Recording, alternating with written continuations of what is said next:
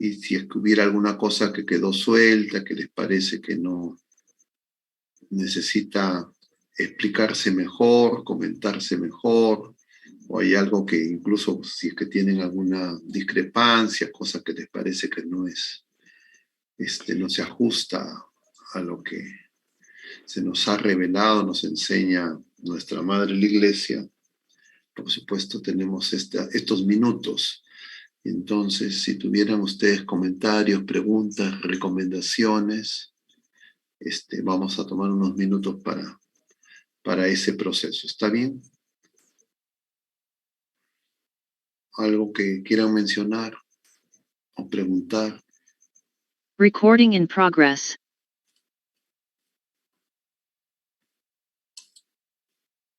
Nada.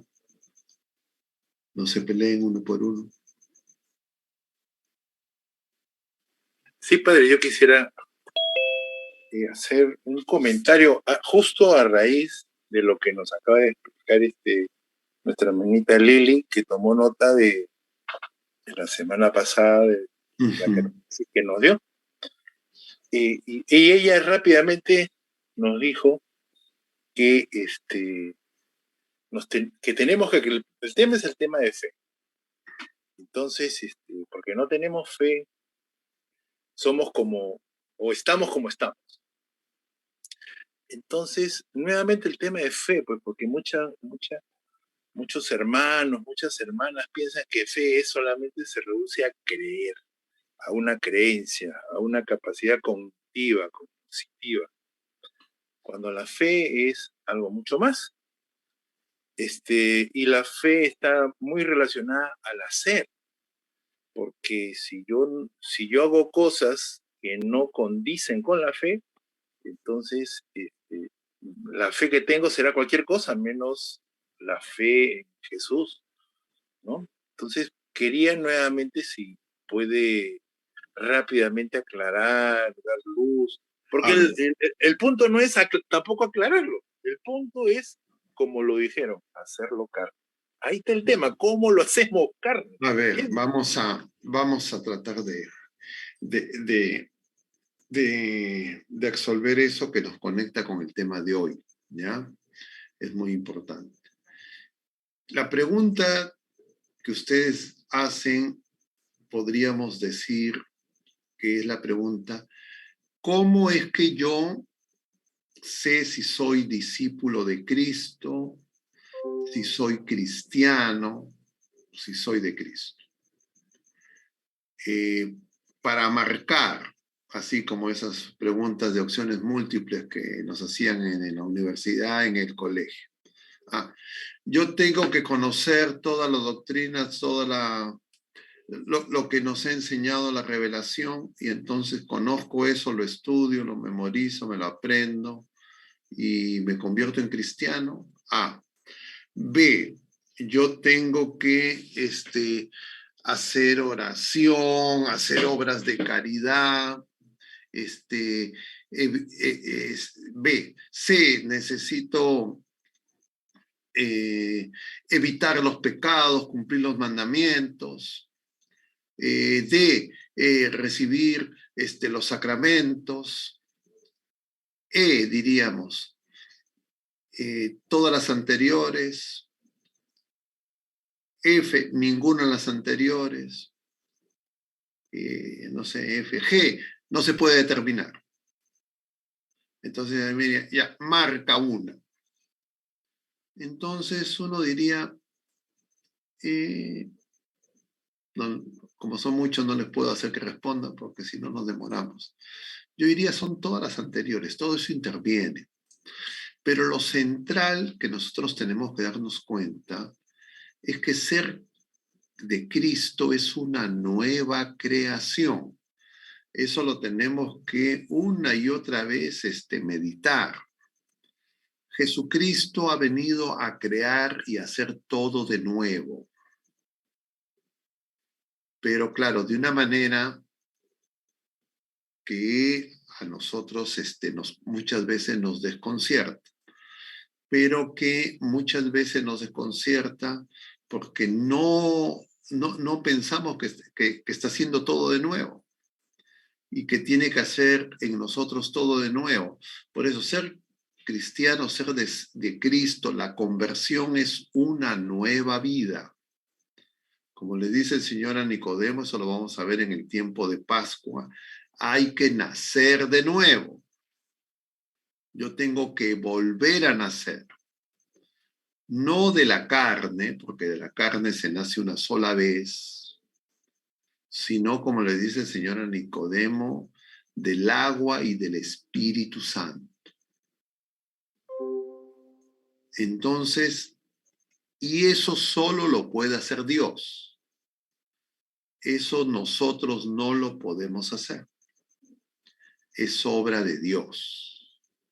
Entonces, Jesucristo no trabaja, no hace, porque ahora en el Evangelio de hoy día, ¿no? Estamos en el capítulo 5 del Evangelio según San Juan. El Señor va a decir, mi Padre trabaja y yo también trabajo.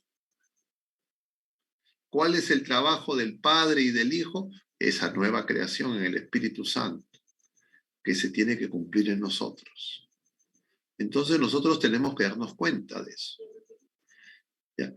¿Cuál es la dificultad? Que nosotros tenemos una vida natural, hemos nacido en el seno de una familia, en un país, con una historia, con unas inercias, en un mundo que trata de alejarnos de Dios, y entonces nosotros recibimos una serie de conocimientos, formas de comprensión de la realidad, diríamos enfoques, perspectivas, etcétera. Podríamos decir ideologías que son contrarios a lo que el Señor quiere hacer. Entonces nosotros en nuestra cabeza hacemos una mazamorra en la que queremos conciliar lo que el Señor quiere hacer con lo que nosotros nos imaginamos.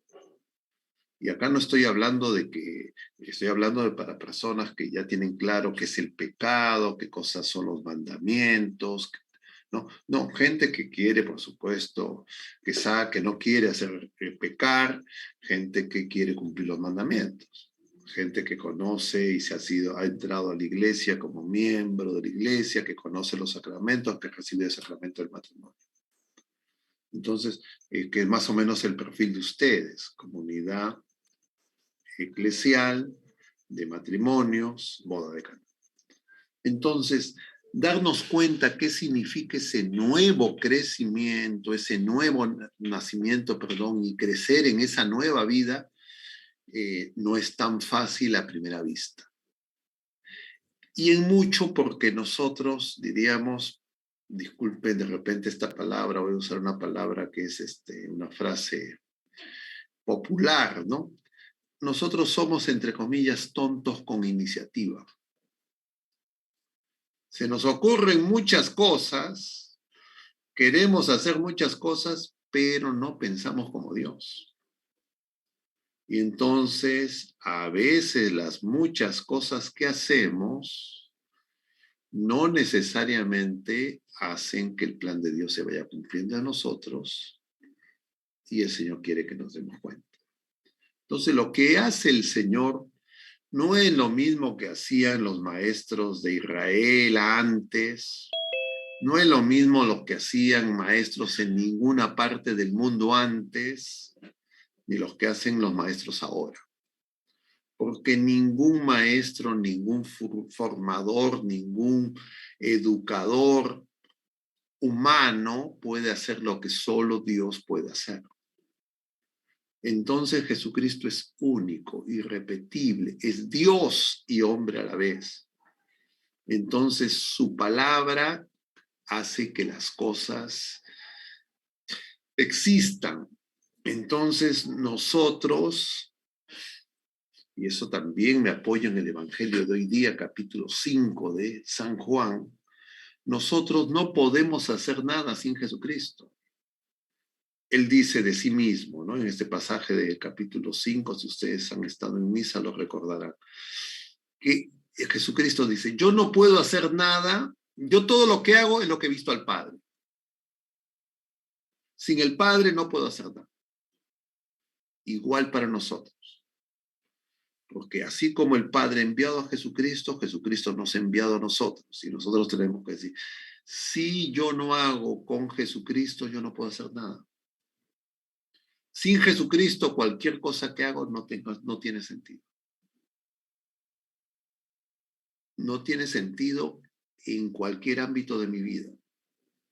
No solo cuando estoy en la comunidad, no solo cuando estoy en oración, no solo cuando estoy en misa, no solo cuando hago algún programa, diríamos, de los que tienen ustedes en el Ministerio de Enseñanza. No, nada, todo, absolutamente todo, dentro y fuera de la iglesia, de la comunidad, todo tiene que ser hecho con Él.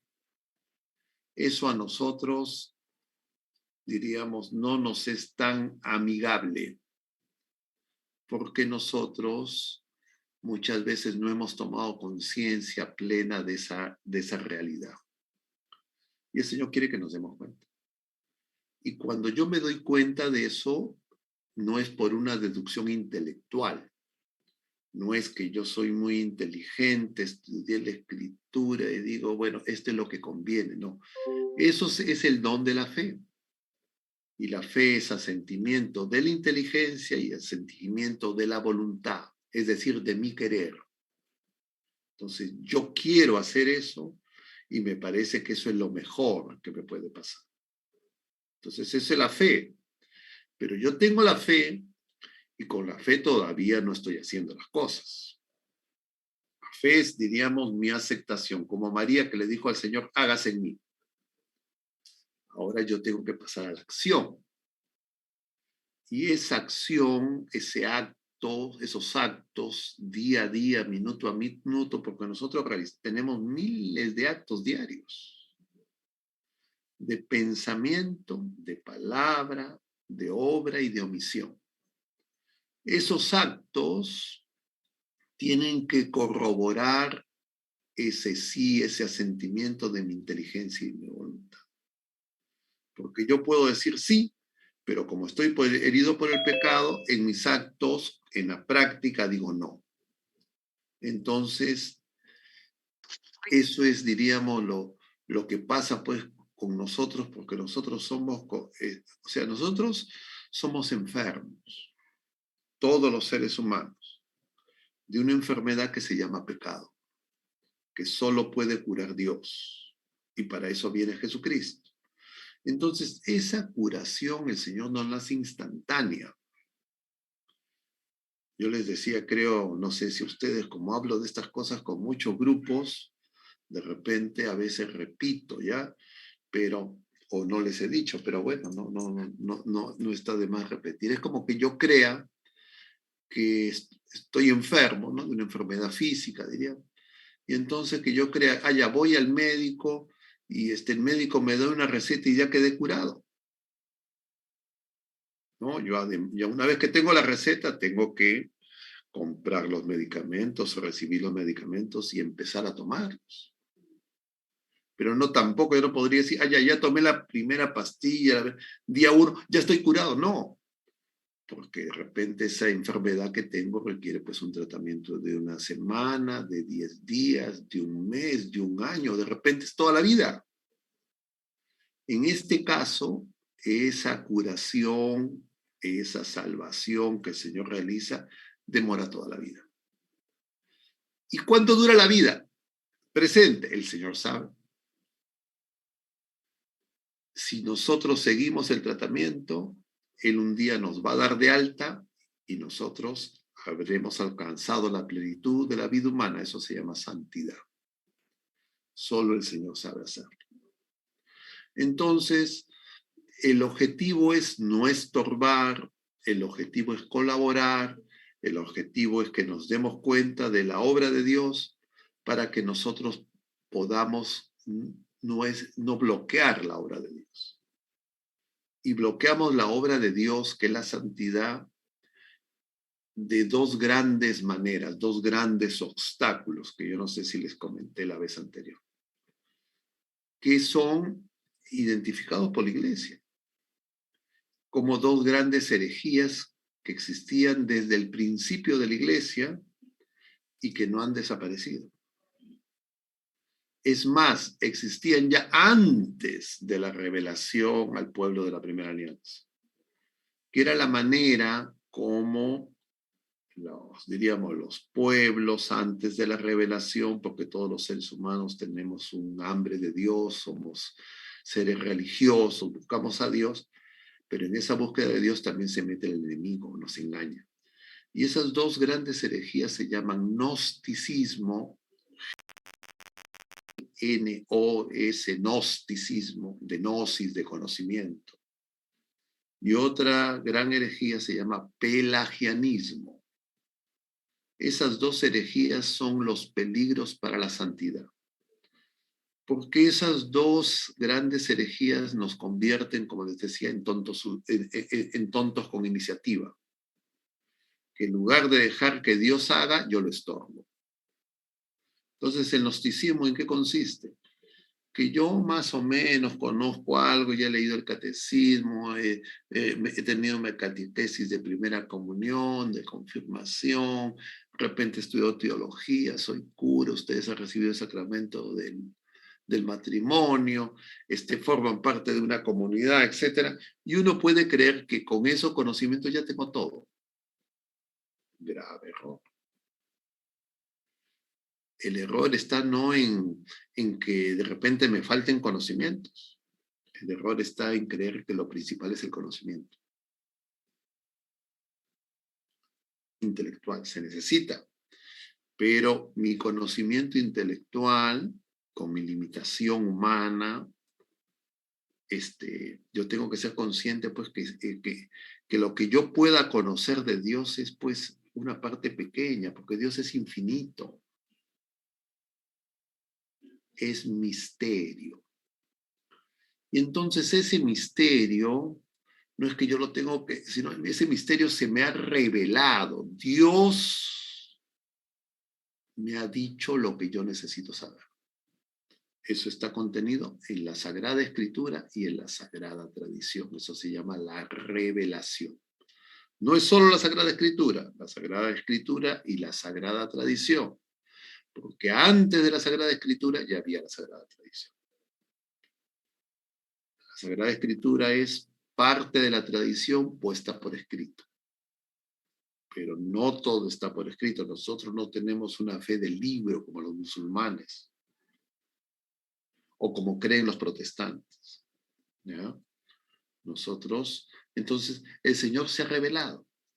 Pero yo, herido por el pecado, muchas veces vía interpretación, puedo interpretar las cosas según mi conveniencia, o según mi ignorancia, o como consecuencia de criatura herida por el pecado. Y entonces por eso es que la iglesia tiene una interpretación que no es cada quien interpreta como le da la gana, sino esa interpretación en la iglesia está a cargo del magisterio de la iglesia. La iglesia tiene un magisterio, que en todo caso se parece mucho a esto que estamos hablando de enseñanza, de discipulado, ¿de acuerdo? Entonces yo tengo que saber que nosotros decimos la revelación, es decir, Dios se ha dado a conocer, Dios ha tomado la iniciativa y esa revelación está contenida en la Sagrada Tradición y en la Sagrada Escritura. Eso constituye lo que en la iglesia llamamos el depósito de la fe. Pero ese depósito de la fe, para ser entendido, interpretado adecuadamente, necesita que un servicio. Ese servicio lo cumplen los apóstoles y sus sucesores. Eso se llama magisterio.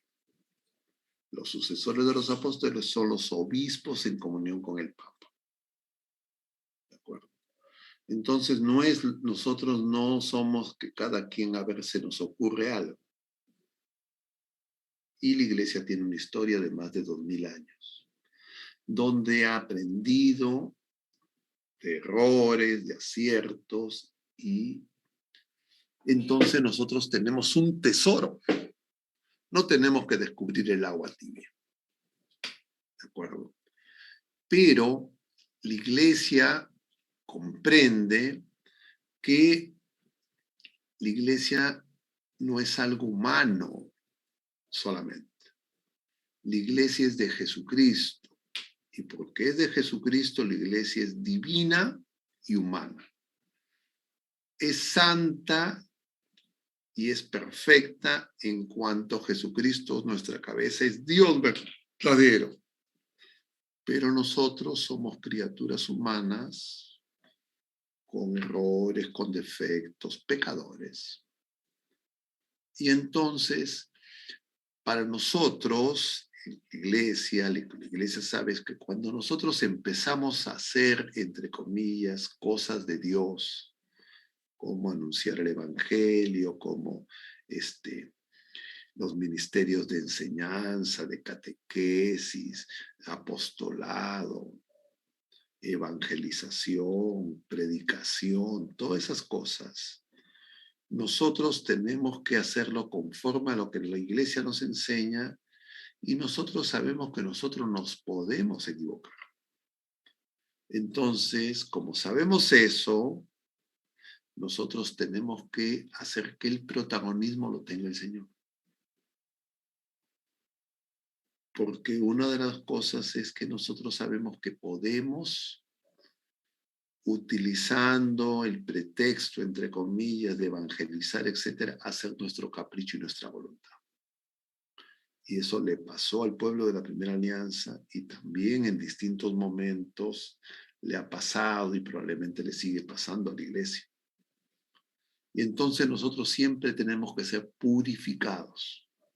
¿De acuerdo?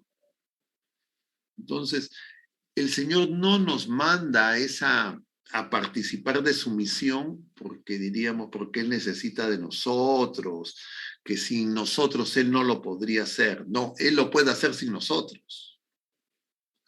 Pero Él lo quiere hacer con nosotros porque de esa manera nosotros somos purificados. Entonces, en términos concretos, para las personas en la iglesia y para ustedes, para los que tienen algún ministerio dentro de la comunidad o son autoridades dentro de la comunidad, Boda de Caná me refiero específicamente, ustedes tienen que saber que tener esos ministerios, esos cargos, esa autoridad, esas responsabilidades, desde la mirada de Dios, no es porque ustedes son buenos, porque saben hacer esas cosas. Eso podrás pensarlo la mayoría de las criaturas humanas integrantes de la comunidad. Pero desde Dios es para purificarlos a los que van a tener ese encargo. En otras palabras, no es porque ustedes o yo como cura, etcétera, ya estoy bueno, yo sé, etcétera. No, el Señor nos pone en esa circunstancia para que nosotros tomemos más conciencia de nuestra fragilidad, de nuestras limitaciones y de la distancia infinita que hay entre nuestra pequeñez y lo que el Señor quiere hacer en nosotros. Que es que seamos santos y perfectos como el Padre Celestial es perfecto. Entonces yo tengo que tener esa conciencia. Y eso lo tengo que tener en mente porque eso me va a ayudar. No es total antídoto, pero me va a ayudar para que caiga en un pecado que es terrible y que me hace enemigo de Dios, que es la soberbia. Y tal vez la peor de la soberbia sea la soberbia espiritual. Porque hay gente que puede ser soberbia porque, entre comillas, es muy inteligente, porque tiene mucha belleza física, porque tiene habilidades deportivas, intelectuales, artísticas, porque tiene mucha capacidad adquisitiva, es bueno en los negocios, etcétera, etcétera. Pero ese tipo de soberbias, diríamos, que tiene que ver con los bienes pasajeros, esa soberbia las cura generalmente el tiempo. Una mujer muy bonita, muy soberbia porque es muy bonita, ya pasa un tiempo, se marchita esa flor, se arruga, eso se acaba. una persona muy fuerte, muchas habilidades deportivas, etc. Vas un tiempo, te enfermas, vienen los años, te hace flácido, ya, se acaba eso. Ya, y viene otro que es mejor. Igual para lo intelectual. Entonces el tiempo cura esas cosas. Claro, a veces uno es tan torpe, tan tonto, que pasan los años y uno, a pesar de que verá cosas, sigue en su fantasía, pero ya eso ya, diríamos. Pero mucho más terrible es cuando el ser humano se adueña de Dios. Y entonces, una forma de adueñarnos de Dios es vía el conocimiento. Eso se llama gnosticismo, una herejía. Y la otra se llama pelagianismo. La otra que tiene que ver con la otra dimensión de la fe, porque la fe, les decía, es el sentimiento de la inteligencia y de la voluntad. La otra es el ataque a la voluntad. Es creer que mis acciones, mis determinaciones son las que me van a salvar, me van a hacer santo. No, lo que me va a salvar, lo que me va a hacer santo, no es lo que yo haga, sino lo que Dios hace. Yo lo que tengo que hacer es colaborar, no estorbar, como María. Aquí está la esclava del Señor. Nosotros no somos así. ¿Por qué? Porque el pecado justamente nos divide, entonces nos divide internamente y también nos divide con los demás.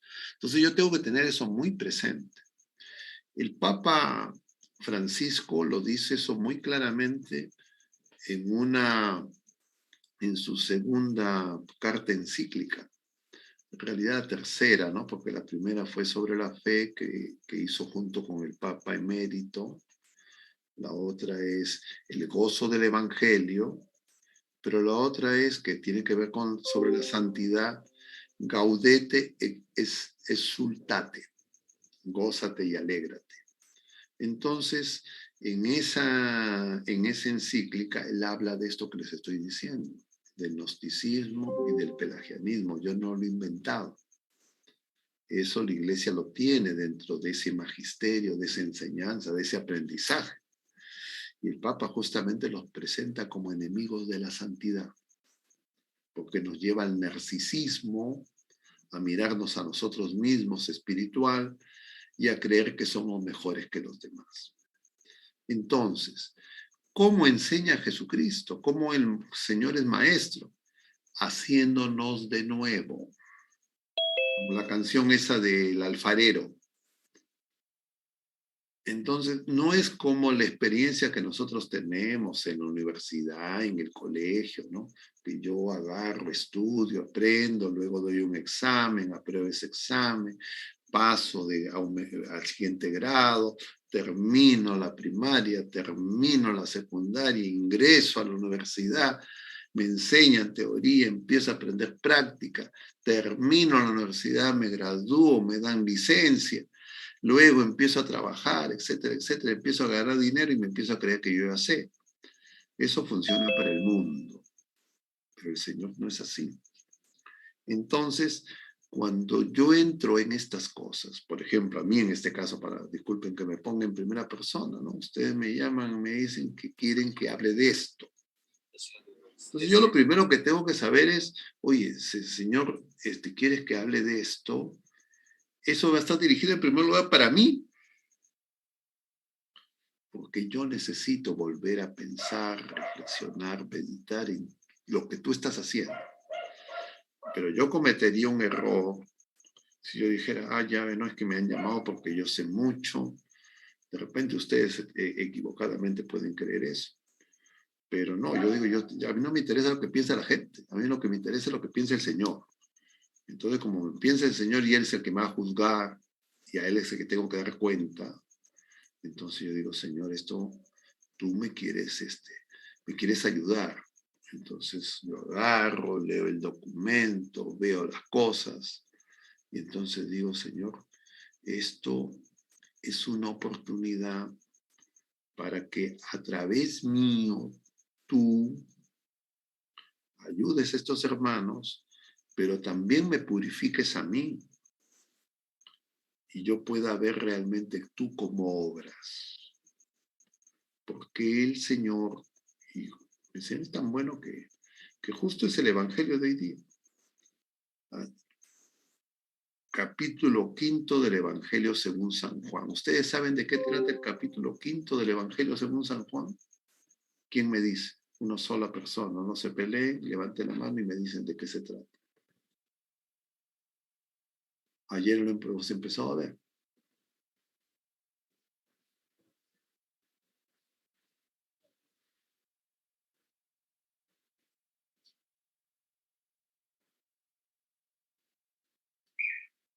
Nadie. A ver, ¿qué importa? No se preocupe. Una pregunta más general. ¿Y ustedes saben de qué trata el Evangelio según San Juan? De la misericordia de Dios, del amor de Dios, del Señor. De la vida eterna. Ya, se dan cuenta que, a ver, ustedes tienen que decir, ya el Evangelio según San Juan, ¿cuántos evangelios hay? 4. 4. ¿Y cómo se dividen los evangelios? Los 3 primeros son sinópticos. Los sinópticos y el cuarto evangelio, Evangelio según San Juan. ¿Y en qué se diferencian los sinópticos del Evangelio según San Juan? ¿Por qué el de según San Juan no es un sinóptico más? No son tan parecidos. Los sinópticos se parecen entre sí. ¿Y el de San Juan no se parece? Es más, Ok. Yo tengo que tener eso en mente, ¿ya? Porque eso es justamente, ahí se me está revelando quién es Jesucristo, quién es el Maestro, cómo enseña. ¿Ya? Entonces, los sinópticos parten, diríamos, desde lo concreto. En una palabra se dice que los sinópticos son ascendentes. Es decir, parten desde la humanidad de Jesucristo para mostrarnos la divinidad de Jesucristo. Ese es el camino de los evangelios sinópticos. Y los 3 nos presentan esa misma, diríamos, esa misma perspectiva, cada quien con algunos énfasis, ¿de acuerdo? Pero eso yo lo tengo que tener en presente, muy presente, ese es básico, ese es ABC, ¿ya? Entonces, el Señor, ¿cómo nos enseña? Nos enseña justamente desde nuestra humanidad. Él se abaja, se hace niño, recién nacido, se encarna, se pone a nuestro nivel y desde la humanidad Él nos revela quién es Dios. Porque Jesucristo es Dios sensible, visible. Jesucristo nos revela al Padre. Jesucristo es el sacramento del Padre. Entonces Jesucristo ha enseñado eso en su vida concreta, con sus actos y con sus palabras y con sus gestos.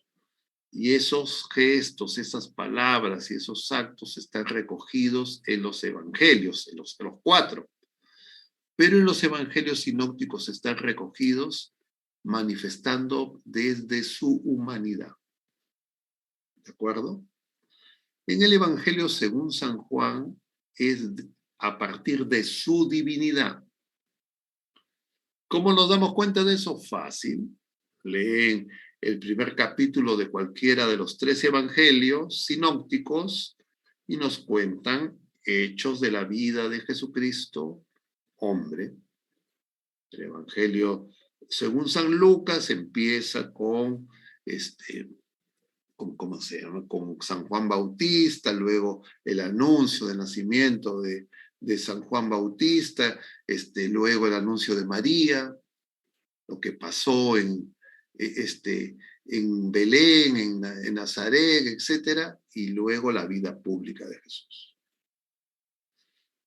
Parecido San Mateo empieza con la genealogía de Jesús, lo remonta hasta Abraham, y San Marcos empieza con la vida pública de Jesús. Pero empieza mostrándolo en la humanidad y las obras que empieza a hacer Jesús. San Juan no es así. San Juan empieza con su prólogo, que empieza como el Génesis. Dice, en el principio, así como en el Génesis empieza en el principio, San Juan dice, en el principio, pero en el principio era Dios. Y la palabra estaba contra Dios, con Dios, y la palabra era Dios, el verbo. Y entonces empieza a hablar de Jesucristo, Dios, el verbo. Y luego dice que esa palabra, el verbo, vino a los suyos. Y los suyos no lo recibieron. Y empieza a hablar de Juan Bautista, que era el que preparaba el camino, que él no era la palabra, sino le era la voz. Y luego Juan da testimonio de Jesucristo, como es el Cordero de Dios, y ahí empieza empieza desde Dios, ¿se entiende? Y en el capítulo 5, bueno, y lo que nos muestra el Evangelio según San Juan, es que Jesucristo viene a llevarnos, nos viene a revelarnos quién es Dios, quién es el Padre. Por eso hoy día también lo vemos ya en el capítulo 5. Dice, lo que hace mi Padre, yo hago yo, porque todo lo que yo hago es lo que yo he visto al Padre. Entonces, los que no lo conocen no se dan cuenta, se molestan porque dicen, oye, se está igualando a Dios. No se está igualando, está diciendo que es Dios. Pero ellos no pueden aceptar que sea Dios. Para ellos no entraba en su cabeza que Dios sea Dios y hombre a la vez.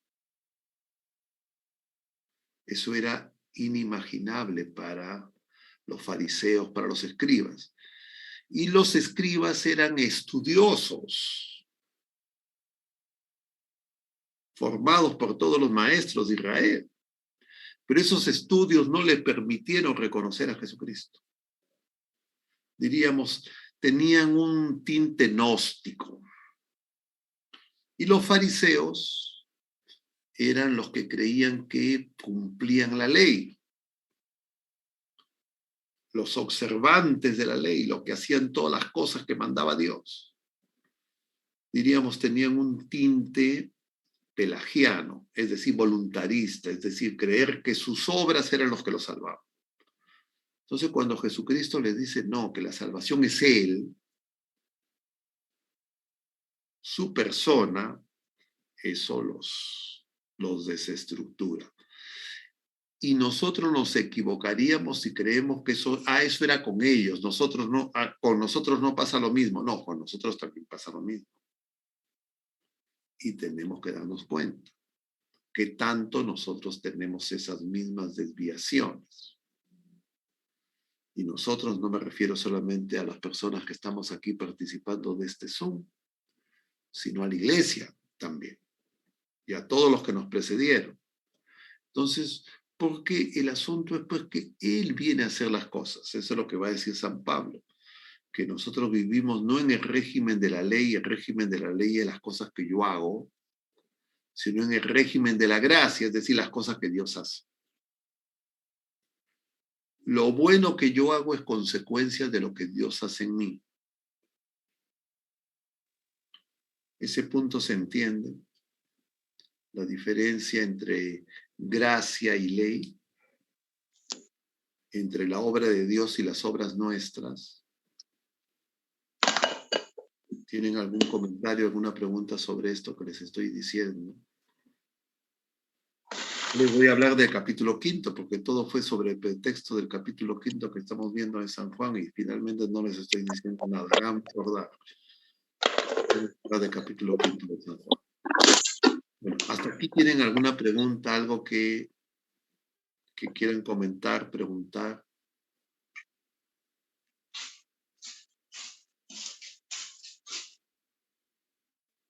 ¿Se entiende? ¿Está claro? ¿Les parece que está bien o creen que no está claro? Está claro.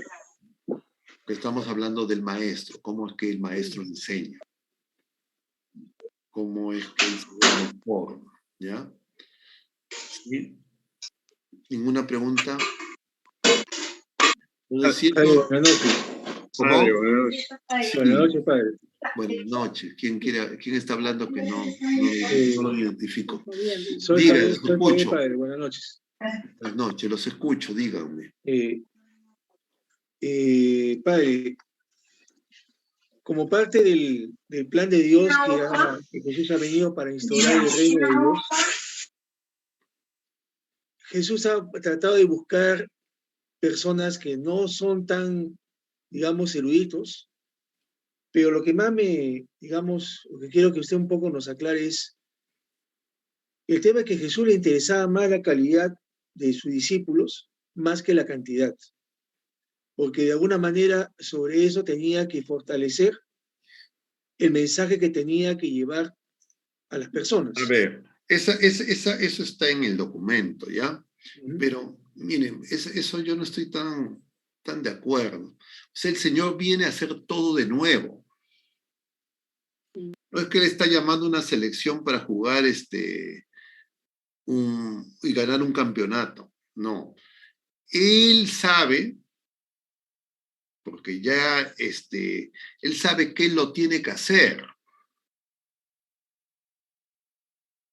¿Ya? Entonces, no es que busca calidad, no cantidad, Él nos busca a todos. Porque Él sabe que toda la humanidad, todos nosotros y todos los que interactuaron con Él en su vida terrena, todos necesitamos ser salvados porque todos estamos heridos por el pecado. Entonces, cuando Él elige a los sencillos, no a los eruditos, lo que Él justamente quiere mostrar que no es un aprendizaje meramente intelectual, que es una nueva vida. Tan es así que los mismos apóstoles, los mismos discípulos, solo van a poder responder a lo que el Señor está pidiendo cuando ellos, llenos del Espíritu Santo, son totalmente renovados. Hasta antes de eso, estaban jalados. Entonces, no es que el Señor busca calidad, no cantidad. No, el Señor sabe que esa obra solo es de Él. Y Él nos tiene paciencia, porque Él sabe que es Dios. Es más, ya esa nueva creación ya se alcanzó, pero Él tiene paciencia para que nosotros nos incorporemos, porque Él quiere hacer eso sin violentar nuestra libertad. Porque nosotros estamos heridos en nuestra libertad. Y Él quiere que nosotros, usando de nuestra libertad, nos demos cuenta de lo bueno que es, que veamos qué bueno es y que gustemos qué bueno es y que lo elijamos libremente. Entonces, esos comentarios del documento siguen un sesgo, diríamos, academicista. ¿Ya? Entonces, yo no sé quién escribió el documento, pero el documento tiene ese sesgo.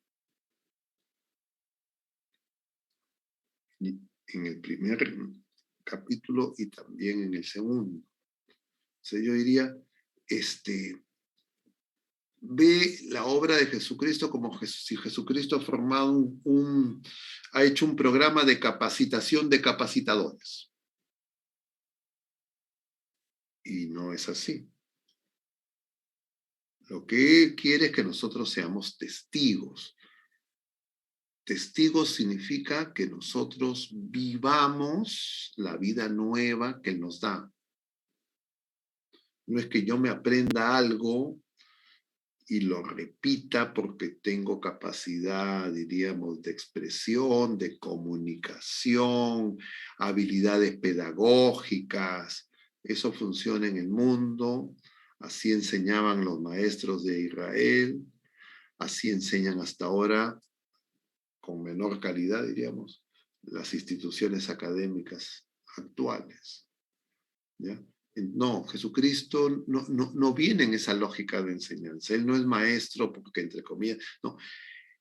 Su palabra nos purifica, porque la palabra de Dios tiene poder para hacer las cosas.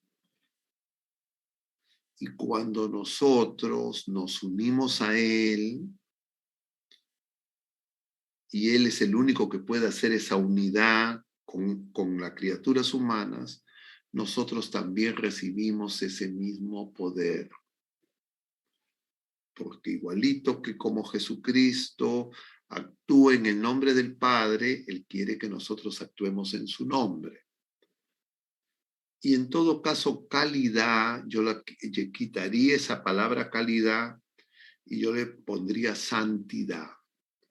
En la medida en que el Señor nos vaya santificando y nosotros nos dejemos santificar y no lo estorbemos, nosotros vamos a ser mejores testigos. Pero la santidad no es algo que yo haga y no es algo que esté reservado a personas que tengan, diríamos, algunos atributos, algunas habilidades, algunos dones temporales. La santidad es una vocación universal. Todos los seres humanos estamos llamados a ser santos y santo solo puede hacer el Espíritu Santo, solo puede hacer el Señor.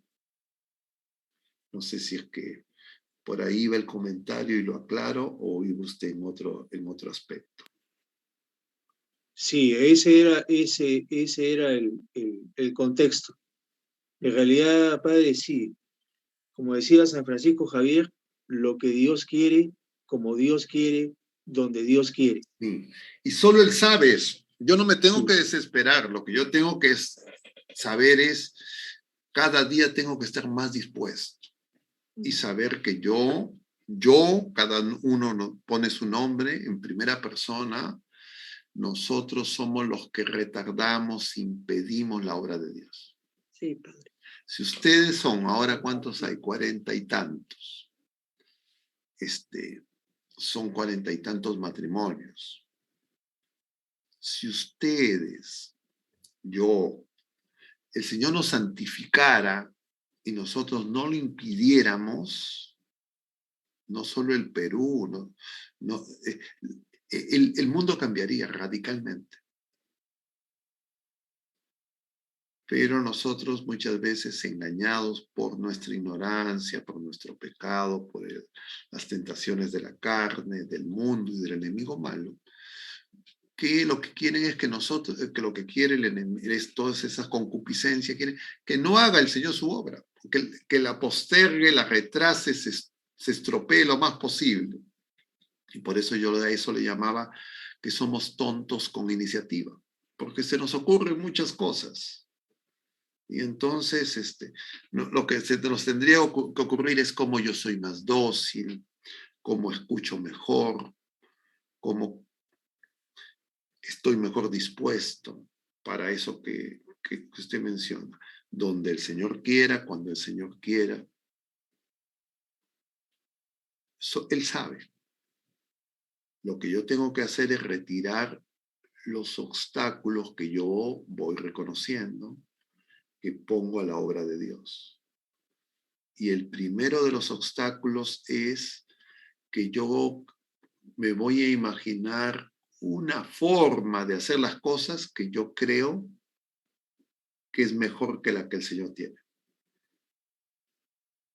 Entonces ahí aparecen mis planes, mis análisis, lo que yo imagino, y yo no tengo que imaginar nada. Yo lo que tengo que decirle, Señor, ¿cómo tiene que ser? Tú hazme ver. Entonces, en el caso concreto de ustedes, que son personas que son llamados a la santidad vía la alianza matrimonial, ustedes no son clérigos, ustedes no han hecho voto de celibato, sino ustedes tienen el camino de la vida matrimonial. Ustedes tienen que saber que eso se realiza a través del sacramento del matrimonio. Entonces ustedes tienen que amar ese sacramento. Y todos los días dar gracias al Señor por ese sacramento. Y meditar lo profundo y lo grande que es ese sacramento. Y desear vivir y honrar ese sacramento. Y de esa manera ustedes aman más a Dios. De esa manera aman más a su cónyuge.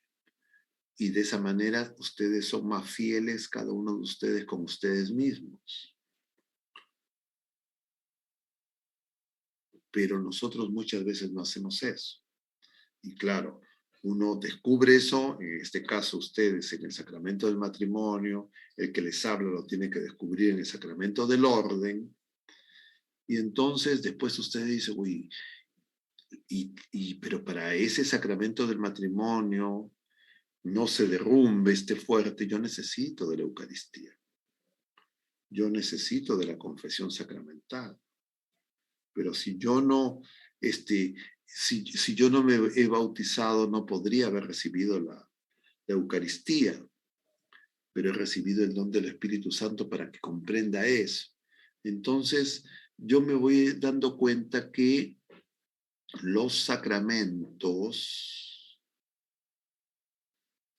son la manera en que el Señor nos forma, nos hace hijos de Dios, nos hace otros Cristos.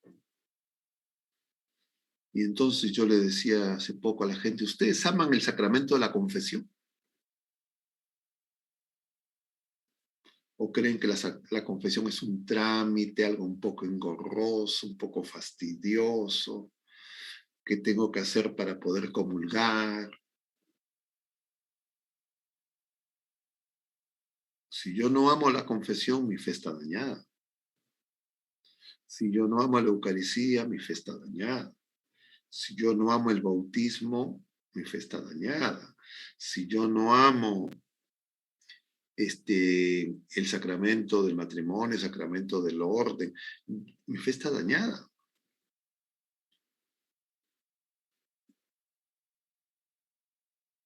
Ustedes, por ejemplo, en la confesión.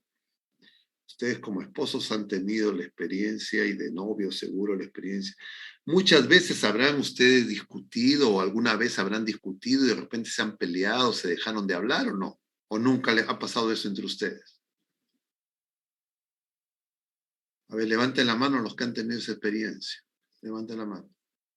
Para que se despierten. ¿Ya? Ok. Entonces, ustedes han tenido esa experiencia. Pero ustedes también han tenido la experiencia después de que se han reconciliado, se han perdonado, ¿no? ¿Y fue bonito cuando se perdonaron y se reconciliaron? Sí, ¿no es cierto? Entonces yo voy a la confesión porque me he peleado con Dios, con Jesucristo, con el Maestro, que es bueno, que es santo, que me ama.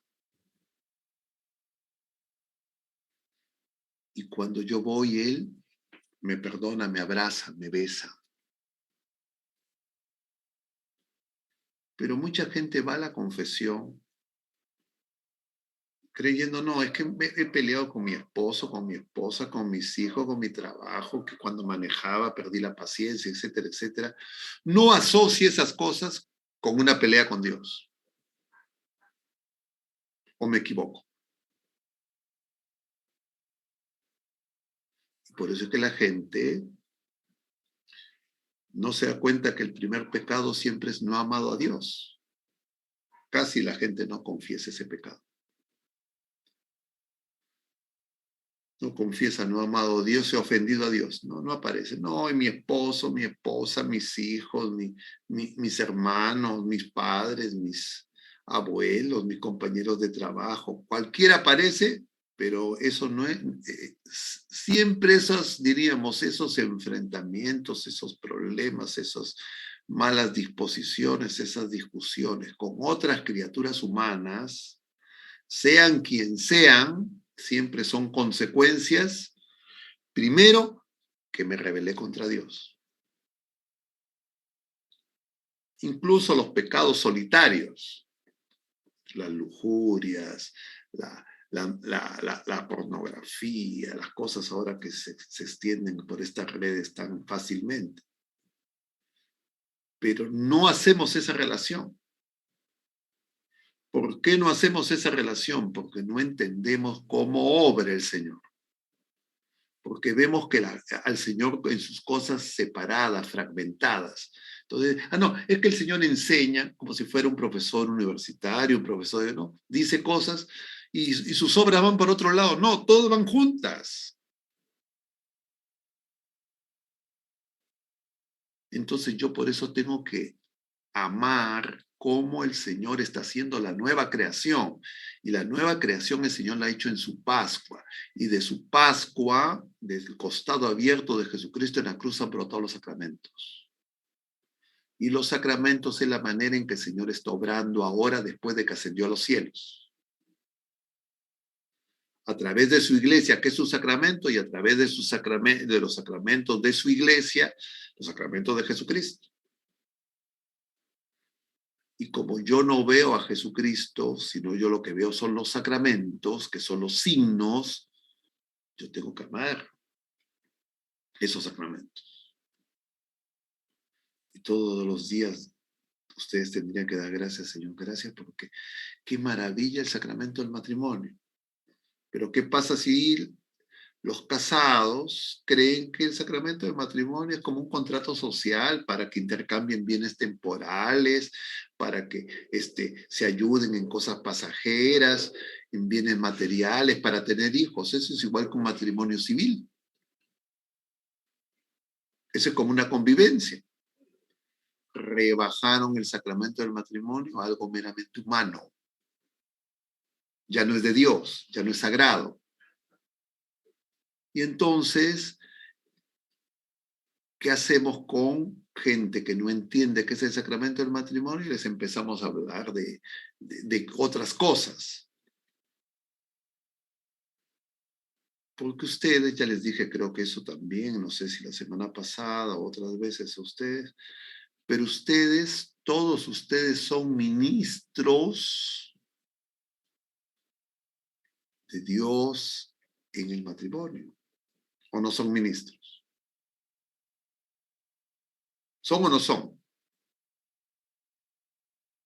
¿Tienen ese ministerio? Sí. ¿Y ese Sí, ministerio padre. ya acabó? Sí, padre. ¿O ese No, ministerio padre. todavía lo tienen? Sí lo tenemos. Sí lo tenemos, padre. Lo van a tener hasta el final de la vida. Así es, padre, gracias. Y están cumpliendo ese ministerio, ese servicio. Si no están unidos a Jesucristo, no lo pueden cumplir. Así se lean toda la Biblia, se la sepan de memoria, abren la lengua de los ángeles. La única manera es estar unidos a Jesucristo. Y yo por eso creo que les decía la semana pasada, ¿ustedes hacen oración como solteros o como casados? ¿Les dije eso o no? ¿Les hablé de eso? Sí, padre, dijo. ¿Qué les dije? Que se tenían que mirar, Sí, de que se cogerse tenían las que tomar manos. las manos. Sí, padre. ¿Y están haciendo eso o no están haciendo? No tanto. Cada vez que ustedes se toman las manos, no solo son los 4 manos las que se están juntando las manos de ustedes dos y las manos de Jesucristo, 6 manos hay ahí. Y el que va a hacer esa unión, el que los va a hacer ustedes nuevas criaturas, los va a santificar a través del sacramento de matrimonio es Dios, no ustedes. Ustedes lo que pueden hacer es estorbar o colaborar. Una palabra, o como Judas o como María. Y tienen que escoger. Pero uno lo olvida con facilidad. Entonces lo que tenemos que ver es cómo enseña el Señor. No es una enseñanza teórica, sino cuando el Señor enseña, hace. Cada cosa que nos dice se convierte en acto creador. Entonces el Evangelio según San Juan resalta eso. Y el capítulo 5 del Evangelio según San Juan empieza con la curación de un paralítico. que estaba postrado alrededor de una piscina donde había una multitud de enfermos. ¿Esa piscina cómo se llamaba? Siloé. Bethesda. No, Bethesda. No, Bethesda, Ay, Bethesda. Si lo ve la del ciego, capítulo 9. Sí. Bethesda. ¿Y ustedes saben qué significa Bethesda? No. Casa de gracia.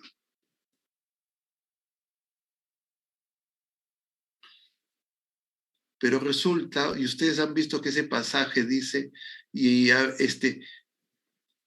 alrededor de 5 portales, había una piscina, Bethesda, donde se juntaban los enfermos, y ahí estaba postrado, ¿no es cierto? ¿Han leído eso, no es cierto? Ayer. Sí, padre. Ya. Ese dato de los 5 portales, ¿por qué está así? ¿Por qué dice el Señor 5 portales? ¿Por qué dice el Evangelio 5 portales? ¿Para qué nos sirve ese dato? ¿Significa los 5 libros del Pentateuco? No. No. Esos 5 portales, lo que aluden, esa no era una construcción, diríamos, hebrea, eso era una construcción griega, pagana. A eso alude. Ese era un lugar, diríamos, porque se llama Casa de Gracia, pero la Casa de Gracia para el pueblo de Israel era el templo. Para ellos ahí estaba la ley, ahí estaba la gloria de Dios. Y esto no era el templo. Y ahí había una multitud de enfermos que esperaban ser curados. Es decir, esa era una mirada pagana. Eso era un rezago que quedaba del sincretismo helenista del tiempo de Antíoco Epifanes, y ahí habían edificado el templo, el santuario de Asclepio, que era el dios de la medicina. Y entonces, esa era una mirada, ellos creían, mira, ve, cómo era la mirada pagana. El Señor en el capítulo 2 purifica el templo. El mismo capítulo de bodas de Caná, ya les dije eso la vez pasada, ustedes lo tienen que saber de memoria. Capítulo 2 de San Juan, bodas de Caná. Luego de Caná de Galilea, ¿a dónde va Jesús? A Jerusalén. ¿Qué hace en Jerusalén? Va al templo. ¿Y qué hace? Bota a los mercaderes. Y les va a decir, destruyan este templo, yo lo voy a levantar en 3 días. Y dice el evangelista, está hablando de su cuerpo. Es decir, nos está diciendo Jesús es el templo. Entonces Jesús purifica el templo, capítulo 2. Capítulo 5, Jesús vuelve a ir a Jerusalén. Y cuando va a Jerusalén, va a ese lugar, donde dice hay una multitud de enfermos. Pero resulta que había un enfermo, que es ese paralítico, 38 años, está ahí. Pero el hombre le dice, yo cuando llego ya alguien llegó primero, porque había la creencia pagana que movía las aguas un ángel que no era ángel de Dios. Y entonces el que llegaba primero se curaba. Pero el que llegaba primero iba a ser el más enfermo o el más sano.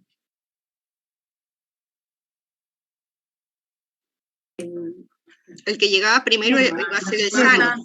El más fuerte, el más sano, el que tenía más Dios.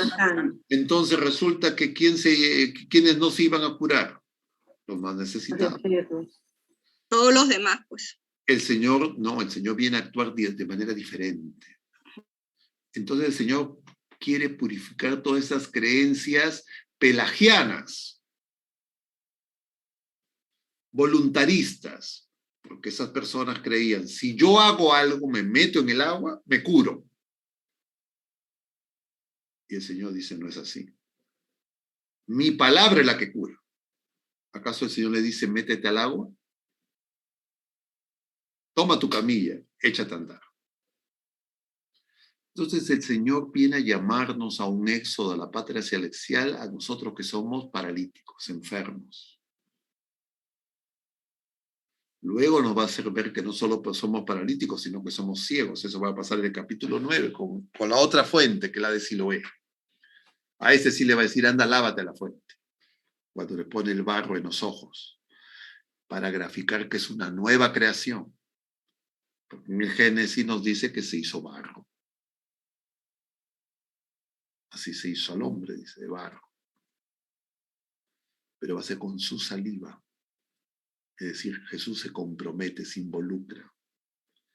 Entonces nosotros tenemos que darnos cuenta que el Señor nos está haciendo de nuevo. Y que el Señor sabe, cada quien se examinará, si nosotros nos estamos dejando hacer de nuevo o nos estamos revelando. Y entonces, la primera cosa es, si ustedes dicen, es que yo voy a ser ministro de enseñanza, no sé, voy a ser autoridad, estoy haciendo estos cursos para eso, ustedes tienen que saber, oye, el Señor quiere que yo me dé cuenta que yo de repente estoy estorbando. El demonio, ¿qué nos va a hacer creer? No, mira, tú tienes que enseñar, tú sabes, porque bueno, de repente tú has hecho una maestría, de repente tú has estudiado educación, eres profesor universitario, tú tienes facilidad de palabra. Y a nosotros nos va a gustar el engaño del demonio. Por eso que el Señor nos dice, oye, no, lo que pasa es que tú no estás dando fruto. Tú necesitas ser podado, tú necesitas, no estás haciendo. Y por eso es que vas a estar en esa posición. Nosotros, eso no se nos cruza por la mente. Entonces creemos, no, es que nosotros somos mejores. Y claro, como no es difícil encontrar a alguien que de repente tenga más defectos, entonces uno se la puede creer. Entonces el Señor primero, la secuencia del Evangelio según San Juan. El prólogo viene desde arriba, luego ese capítulo primero, luego empieza a llamar, aparece Juan Bautista, empieza a llamar a los primeros discípulos, al tercer día se va a Cana de Galilea. Se va a una boda. ¿Nos dice que va José o está José en Cana de Galilea? No está José, probablemente José ya murió, por eso no está, pero está María. Entonces, en María y en Jesús se produce una unión que significa la unión esponsal de toda la humanidad con Jesucristo, a través de su iglesia. Jesucristo y su iglesia es un matrimonio, una alianza matrimonial. El matrimonio de dos personas, un hombre y una mujer que recibieron en Jesucristo el sacramento del matrimonio, es figura de esa unión. Entonces, la mejor manera de que la gente enseñe, evangelice, es que vive ese sacramento. ¿O no? Bueno, ¿qué importa cómo vive el sacramento? Pero yo voy a aprenderme y le voy a decir a la gente, oye, mira, ve, así tienen que ser las cosas, así es Jesucristo. ¿Eso sería algo coherente conforme a lo que el Señor obra? ¿Creen ustedes? No. No, padre. No, Padre. Entonces, el Señor lo que quiere es que ustedes vivan mejor el sacramento del matrimonio. Que nos demos cuenta de lo que Él está obrando en nosotros. Y de esa manera nosotros vamos a poder, sí, comunicar, dar testimonio, diríamos, enseñar a otras personas. Sin eso no es posible. Así prepare mi PowerPoint, haga un espectáculo de una exposición, no sirve para nada. ¿Se entendió? Y los sacramentos son manifestación del amor de Dios. Cuando veo la confesión sacramental, yo tengo que pensar, Señor, ¿cuánto me amas? Que estás dispuesto a perdonarme una y otra vez. Basta que te digas simplemente, Señor, perdóname. Veo el bautismo, digo, qué maravilla, cómo me has podido dar vida divina si yo soy barro. Veo el sacramento de la Eucaristía, digo, Señor, cómo tú me hablas en la mesa de la palabra. Yo puedo comulgar con tu palabra. Cómo me purificas con tu palabra. Cómo quisiera guardar en mi corazón y no olvidar ninguna de tus palabras. Y luego, Señor, cómo qué bueno eres y cuánto me amas, que te unes a mí, me unes a ti contigo para que sea un solo cuerpo, una sola carne. Yo que soy un pecador, hombre de labios impuros, como decía Isaías. Porque a nosotros no es un ascua que trae un ángel, es Dios mismo. Pero para nosotros da lo mismo. Hoy día sé que no voy a misa. Porque si yo comprendiera amar a esos sacramentos, yo quisiera ir a misa todos los días. No me aburriría. Entonces yo me tengo que dar cuenta que el Señor obra en este tiempo después de su resurrección a través de su iglesia y a través de sus sacramentos. En sus sacramentos Él se está entregando a mí por amor. Me está formando, me está haciendo una nueva criatura. Y yo me tengo que dar cuenta de eso. Y entonces me doy cuenta que cuando Él hace esas cosas, siempre me habla. Siempre me enseña. Pero simultáneamente me hace. Y claro, lo que pasa es que yo no me doy cuenta, me rebelo, lo estorbo, estropeo. Porque yo pues soy un barro, como dice Vallejo, vamos a citarlo a Vallejo, barro pensativo, no soy un barro inerte.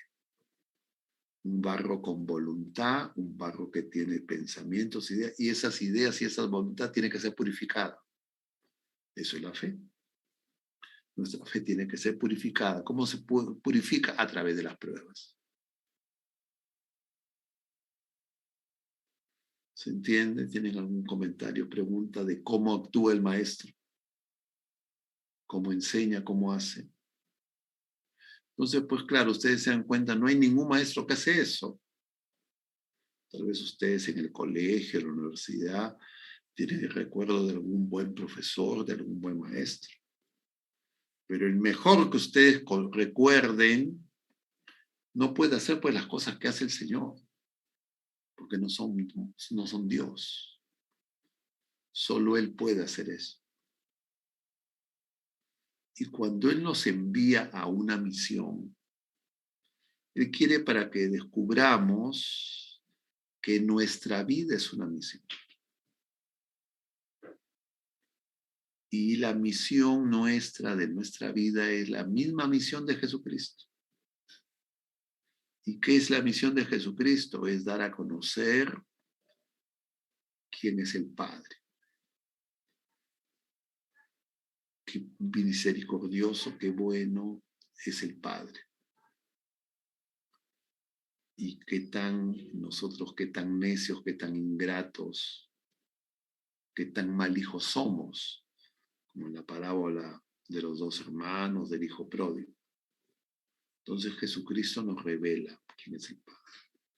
Este capítulo 5 de San Juan, luego de Caná de Galilea, que va a venir de Caná de Galilea, capítulo 3, ¿qué nos va a presentar?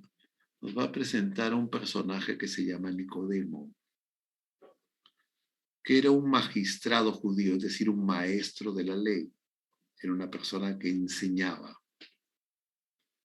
pero que se da cuenta de que Jesús no es un hombre cualquiera, porque hace cosas que solo puede hacer Dios. Y entonces va a buscar a Jesús de noche y le dice, Rabí, ¿qué tengo que hacer para alcanzar la vida eterna? Jesús le dice, nace de nuevo. Y le pregunta, ¿pero cómo puedo nacer de nuevo si soy viejo? ¿Acaso puedo entrar de nuevo al vientre de mi madre? Y Jesús le dice, no, tienes que nacer del agua y del espíritu. Nicodemo no termina de entender. Y entonces Nicodemo, diríamos, es como el régimen de la ley, la manera de entender que creer que nuestras obras son más importantes que la de Dios, el Señor las va purificando. Quien sí entiende ya, y el capítulo 3 también va a hablar, lo vamos a ver eso en tiempo de Pascua, es Juan Bautista. Porque a Juan Bautista se le van a acercar sus discípulos, porque Juan Bautista también tenía discípulos. Entonces los discípulos de Juan Bautista le van a decir a Juan Bautista, a ese a quien tú bautizaste, lo está siguiendo la gente y él está bautizando también. Así, casi como en el tono de celos, ¿no? Te están quitando tu prestigio, te está haciendo tu competencia. ¿Y qué le dice Juan? Le dice, no, yo les he dicho que yo no soy el novio, yo soy el amigo del novio. Y además les dice, conviene que él crezca y que yo disminuya. Entonces Juan sí entiende. Juan entiende que para ser discípulo hay que morir.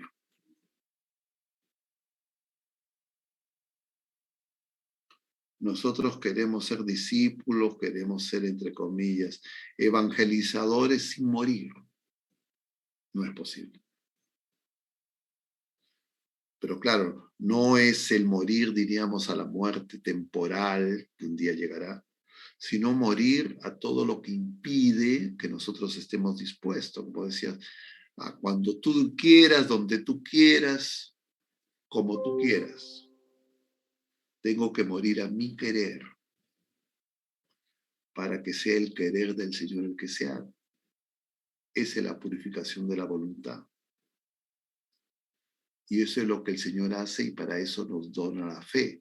Pero nuestra fe nosotros la tenemos adulterada por esas visiones gnósticas, por esas visiones pelagianas.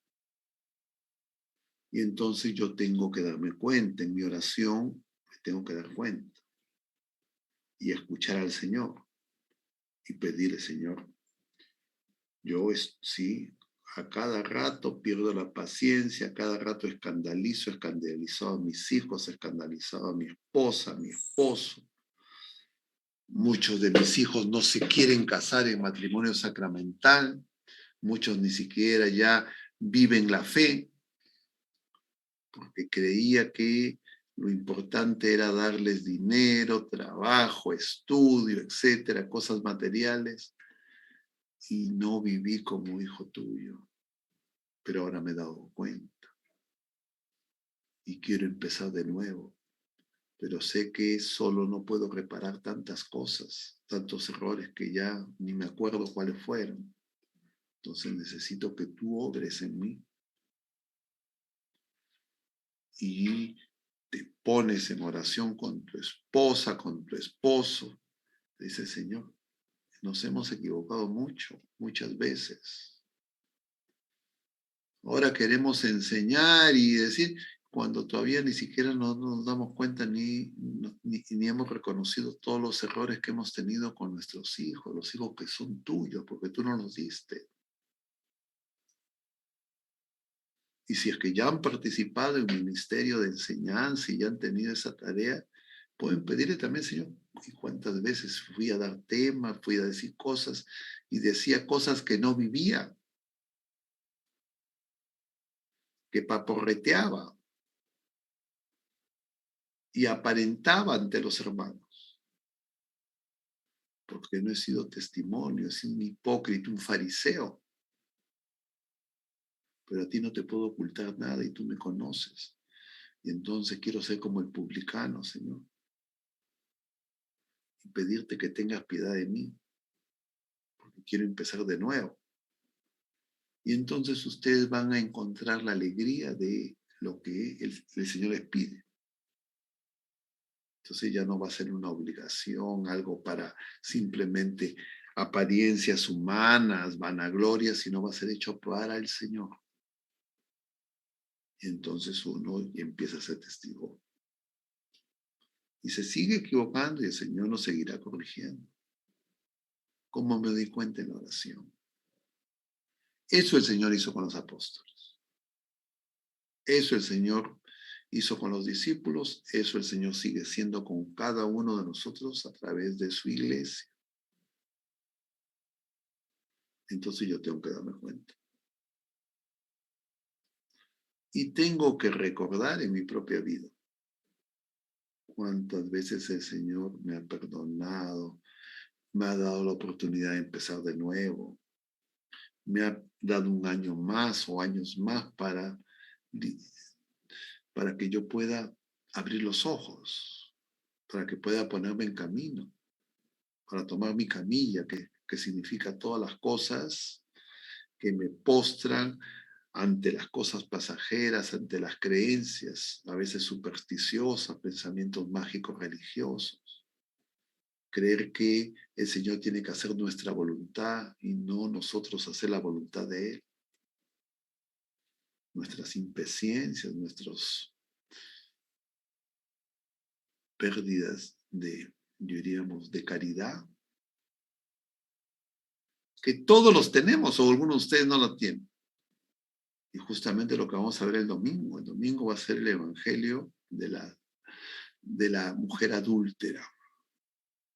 Esa mujer adúltera pescada en flagrante adulterio que le llevan a Jesús, que la quieren apedrear, representa a la iglesia peregrina, representa a cada uno de nosotros. Claro, somos pecadores públicos ante Jesucristo. Por eso le voy a decir, el que esté libre de pecado, que tire la primera piedra. Todos se fueron.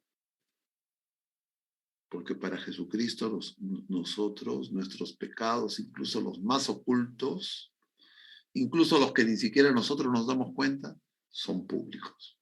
Para Él nada es oculto. Entonces yo tengo que darme cuenta que soy un pecador, pero redimido. El Señor me ha perdonado, me ofrece su perdón y me da la oportunidad de empezar de nuevo. Esa es la causa de mi alegría. Cuánto me ama el Señor. Me ama hasta el extremo que da su vida por mí. Y entonces yo me pregunto, Señor, yo quiero dar la vida por alguien. Daría mi vida por alguien. Y entonces lo más probable es que la respuesta sea no, si es sincero. De boca para afuera uno puede decir sí. Pero la mayoría de las personas va a decir no. Porque somos egoístas, porque queremos figurar. Y entonces queremos ponernos en el centro. Y entonces tenemos que darnos cuenta cuando nos toca leer pasajes del Evangelio, cuando nos toca ejercer o desarrollar algún tema, nosotros tenemos que hacerlo en primer lugar de cara al Señor, en oración primero. Sabiendo que eso que el Señor está diciendo es para los demás, pero también es para mí. Y para mí en primera persona. Entonces yo puedo entender cómo actúa el Señor, cómo es que el Señor realiza su ministerio y cómo lo sigue haciendo. Entonces ya no me dejo, diríamos, engañar por el enemigo que me va a confundir si es que no hago eso en oración. ¿Se entendió? Entonces, el Señor quiere que nosotros sepamos, porque Él así nos lo ha mostrado, cómo es su magisterio. Y su magisterio es, Él es el buen pastor que da su vida por las ovejas. Él no entra por cualquier puerta. Él nos llama. Él es la puerta. Él es el templo. Él es su redil no es un espacio cerrado. Y entonces yo tengo que comprender cómo es la enseñanza del Señor. Entonces, lo central de la enseñanza del Señor es que Él da la vida. es decir, que Él nos ama. Entonces, el documento habla pues de cosas, ¿no? Compara a los discípulos de Jesús, cómo eran con los fariseos, quién llamaba, quién era, si el rabí escogía a los alumnos o los alumnos escogían al rabí, si es que era una etapa transitoria o era toda la vida. Pero el punto central de todo eso es que este maestro, que es Jesucristo, que es pastor, es oveja, Él se entrega. Su enseñanza es de entrega. Ningún otro maestro es así. Y ahora con Isaías Él dice, así tu madre te abandona, yo no te voy a abandonar.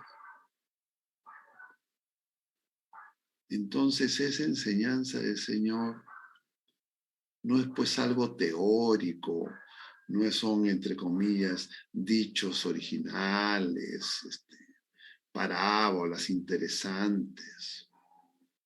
El Señor es maestro en su vida, porque Él da la vida para que nosotros tengamos vida, porque Él es la vida. Y entonces nos damos cuenta pues que es único, irrepetible. Entonces, ¿qué vamos haciendo comparaciones un poco, diríamos, academicistas? Como si se pudiera comparar a Jesucristo. Jesucristo no se puede comparar con nadie, es Dios. Peor aún, ¿cómo lo vamos a comparar con criaturas humanas imperfectas? ¿Se entiende o no se entiende? Es decir, en Jesucristo no es separable su entrega pascual, su amor extremo, a su función, diríamos, de maestro, de pastor, que da la vida. Él es el buen pastor. Entonces Jesucristo lo que hace nos lleva a un éxodo diferente al de Moisés, nos lleva a un éxodo que nos lleva a la patria celestial, a la casa del Padre. ¿Cómo? Dándonos nueva vida. Y esa nueva vida nos la comunica con su palabra, sus enseñanzas, pero entregándose. Eso ocurre en los sacramentos por excelencia en la Eucaristía. Y el sacramento del matrimonio en el que ustedes son ministros, cuando juntan esas 6 manos, ustedes tienen una y otra vez ir al Señor y decirle, Señor, todo contigo, sin ti nada. Y como tú digas, cuando tú digas, como decía bien, citando a San Antonio. ¿Se entiende? A San Francisco, perdón, Javier. Bueno, ¿qué más? ¿Preguntas, comentarios? Entonces, ya nos hemos pasado algunos minutitos ustedes, por eso ya no preguntan nada, para que no se alargue más esto. ¿Qué? ¿Está claro? Ya se quieren ir, díganme la verdad.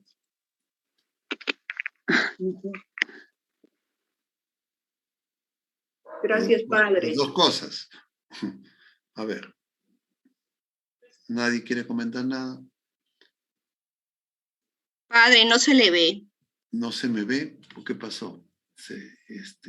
La cámara la apagué, no me di cuenta. Sí, le había apagado, no sé qué. Muy bien. Entonces, ¿algún comentario, pregunta?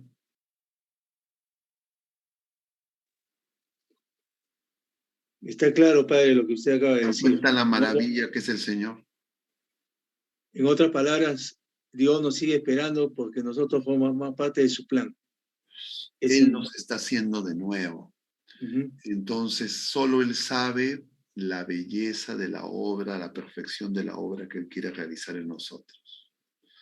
Lo que nosotros podamos imaginar, alucinar, se queda corto.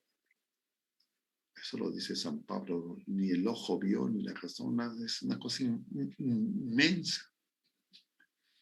Y ustedes, esposos, se tienen que ayudar para eso. Entonces eso, lo primero es darnos cuenta que nosotros no nos conocemos. porque nosotros no sabemos esa, diríamos, esa belleza que el Señor ve y que está escondida en nosotros y que Él quiere que se manifieste. Y nosotros a veces la sepultamos en una serie de capas, de cemento, de brea, de cualquier cosa. ¿Por qué nos acomodamos al mundo? Nos mundanizamos. Y el Señor quiere que nos demos cuenta que eso es un peligro, un engaño. Porque cambiamos la grandeza de que Él nos quiere dar por cosas que son pasajeras, vanas. Padre, yo deseo agradecerle por la charla, de verdad que me ha hecho darme cuenta de muchas cosas y bueno, de verdad me ha renovado mucho y sobre todo lo final de sus palabras, ¿no? Me han ayudado un montón y he entendido algunas cosas que me faltaba reconocer, ¿no? Bueno, Y agradecerle. todo esto es del Señor, ¿verdad? Si es que nos ayuda a que seamos más fieles al Señor, menos hipócritas, más sinceros. Sí, él ha entendido que Dios es Dios, ¿no? Que nos amemos entre nosotros más, entonces nos vamos a dar cuenta, el Señor obra, pues. Sí, sí, he sentido que el Señor me ha dicho que esta noche aquí especialmente debe estar, porque la semana pasada no pudimos estar, pero sí, esta vez nos dio la oportunidad. Entonces, bueno, le agradezco a Dios. muy bien. Gracias, Padre. Gracias a Dios. Vamos a terminar con una oración, si es que no tienen comentarios, preguntas. Terminamos con una oración, ¿ya? Igual yo creo que sería bueno para el próximo miércoles, de repente igual que ahora alguno de ustedes ha tomado notas, etcétera, y ver algunas preguntas, algunas cosas que de repente hay que reforzar, hay que desarrollar, explicar mejor, ¿ya? Pero no sean flojos, ¿ya? Hagan Padre. no se queden así, bueno, yo escucho y ya, no. Traten de que estas cosas realmente nos ayuden, ¿no? Y si no ayudan, no, esto sabe que este puro bla, bla, bla, mucho, no. Y entonces buscar cómo, ¿no? En el nombre del Padre, del Hijo y del Espíritu Santo, amén. Dios te salve María, llena eres de gracia, el Señor es contigo. Bendita eres entre todas las mujeres y bendito es el fruto de tu vientre Jesús.